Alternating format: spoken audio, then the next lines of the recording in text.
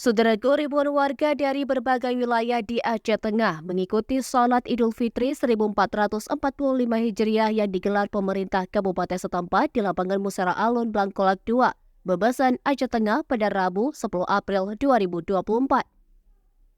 Dalam sambutannya, Insinyur Teguh Mirzuan mengatakan, di momen Hari Raya Idul Fitri 1445 Hijriah ini dapat meningkatkan iman dan takwa sekaligus momen memperbaiki tali silaturahmi antara sesama dengan keikhlasan dan kejujuran. Dia juga menyampaikan beberapa poin yang menjadi tantangan dihadapi oleh Kabupaten Aceh Tengah, diantaranya meningkatkan stabilitas ekonomi daerah. Ia juga mengajak seluruh elemen masyarakat untuk dapat mensukseskan Pekan Olahraga Nasional dan Pilkada Daerah yang akan berlangsung pada tahun ini.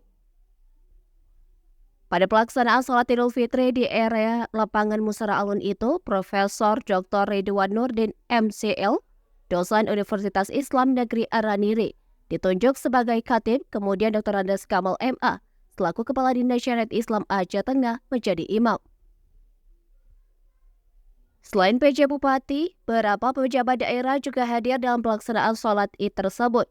Di antaranya Ketua DPRK Aceh Tengah, Wakil Ketua DPRK Aceh Tengah, Kapolres Aceh Tengah, dan beberapa kepala dinas lingkup kabupaten tersebut.